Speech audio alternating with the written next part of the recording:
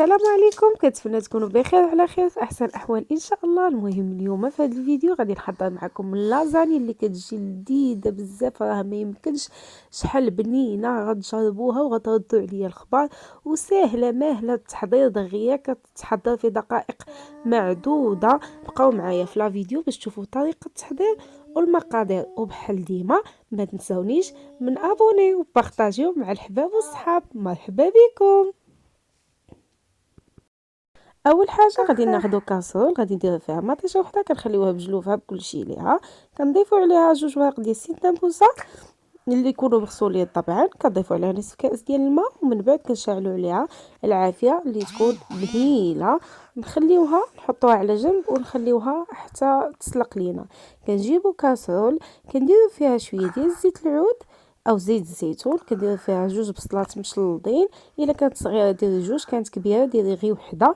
غنضيفوا عليها قزبر ومعدنوس 2 معالق. من بعد غنضيف عليها خيزوه وحده محكوكه كيف ما كتشوفوا معايا، اللي حكيتها في الحكاكه رقيقه. كنخليهم يتشحروا، كنضيف عليهم 4 الفصوص ديال الثومه، حتى هما كنشحرهم مع بعضياتهم. من بعد ما كنشحرهم وكيبانوا لي انهم تشحروا، كنضيف عليهم الكفته. الكفته العبار حساب نتوما شحال عندكم. انا هنا تقريبا درت تقريبا نص كيلو، شوفوا نتوما شحال العبار يكون عندكم. كنديروا شويه الملحه، معلقه صغيره ديال الابزار، نعاودوا نزيدوا شويه الزيت الزيتون، او الا كان عندكم زيت المائده اللي متوفر تقدروا تستعملوه. صافي كنخليوها هكا على هاد الشكل طيب، تشحر لينا حتى تبان لينا طابت مزيان بالكل. ونحلوها في نفس الوقت، حنا كنطيبوها وكنحلو فيها باش تجينا محلوله. غنضيف عليها 2 باكيات ديال صوص سوليس صوص اولا.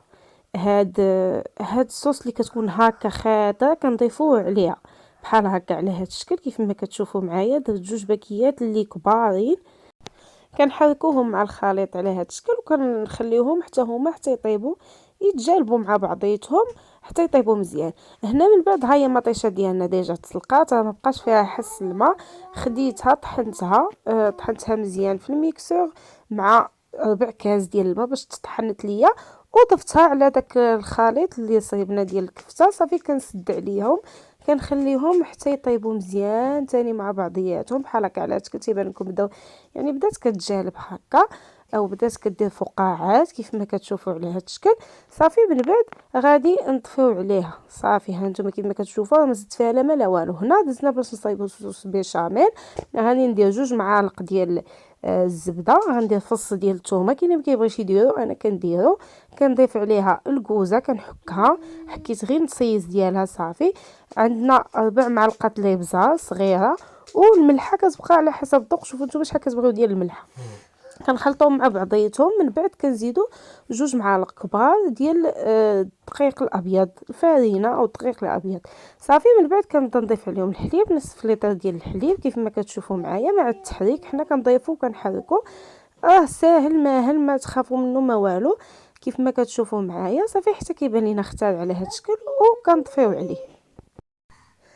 صافي من بعد ما كملنا المقادير كاملين، كنجيبوا الصوص اللي صايبته معاكم كنديروه هو الاول كطبقه اولى كيف ما كتشوفوا معايا على هذا الشكل.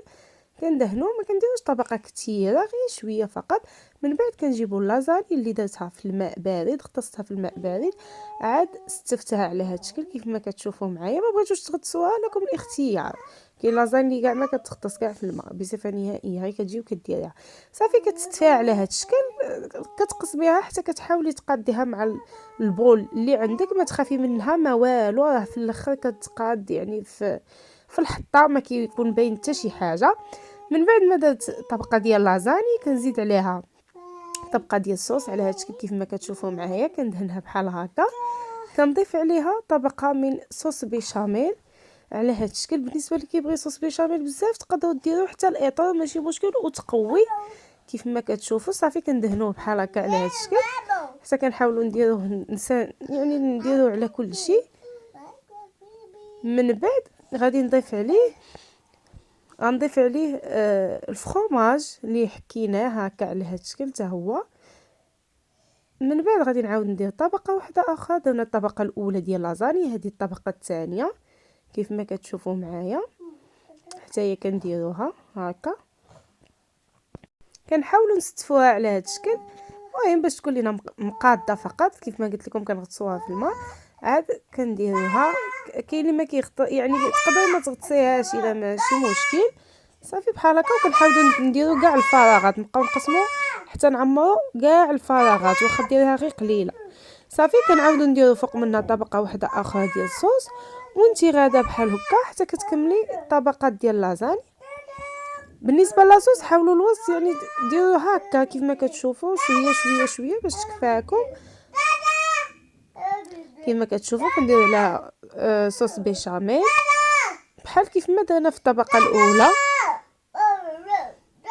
بحال هكا على هذا الشكل. حتى هو كنديروه مع هذا، كنخلطوه مع هذا حتى كندهنوه، نضيفوا عليها الفرomاج كيف ما كتشوفوا على هذا الشكل. هي من قد ما درتي الطبقات قد ما كتجي زوينه بزاف. عاوتاني هذه طبقه واحده اخرى ديال هذا، الطبقه الثالثه ديال اللازاني. هي قد ما كديري الطبقات كتجي زوينه. هذيك الطبقه الاخيره هي الطبقه الرابعه. صافي وكندير الصوص اللي بقى. وبالنسبه للصوص بيشاميل انا ضفت عليها، كانت اختارت ليا بزاف، وضفت عليها نصف كاس ديال الحليب وخلطته معاها. عاد درتها من الفوق، هي اللي درتها من الفوق حيت كانت اختارت ليا بزاف. مع كتبقاي ديري في الطبقات كتختار لك مع الوقت، كتبرد وكتجمد. ضفت عليها نص كاس ديال الحليب بارد، ما درتها لا فوق عافيه لا والو، خلطته معاها ولات ليا بحال هكا. ودرتها في الاخير كيف ما كتشوفوا معايا، ودرت فوق منها الفرomاج. وكتخشيوها للفرن على عافيه اللي تكون مجهده 250 درجه. كنشعلوا عليه من الفوق والتحت، كنشعلوا عليه من الفوق والتحت، وكنخليوها لمده ديال 25 دقيقه. صافي من بعد ما كنخليوها مده ديال 25 دقيقه كنخرجوها من الفرن، وكتكون يعني واجده، يعني واجده للتحضير. بالنسبه الى كانت باقا ما تحمرش كتخليوها حتى تحمر هكا على هذا الشكل كيف ما كتشوفوا معايا. وكتجي زوينه بزاف، راها ناجحه 100%. غير تبعوا الخطوات اللي وريتكم، انا درتهم لكم ساهلين ماهلين دغيا. يعني دغيا راه ساهله ماهله، غير صبروا عليها وراه كتجي لذيذه بزاف. وبالنسبه الى جربتوها ما تنساونيش من لي كومونتير، وما نساوش تخليو ليا جيم، وما نساوش تابوناو في القناه باش ديما يبقى يوصلكم الجديد. ومرحبا بكم جميعا عندي في القناه اش ام جاد. مرحبا بكم جميعا. وهانتوما شوفوا كي كتجي، راه كتجي فنه بزاف. هانتوما انا جبت هنا فرشات باش ندوقها معاكم، كتجي خطيره وبالصحه والراحه. والى اللقاء ان شاء الله في فيديو جديد.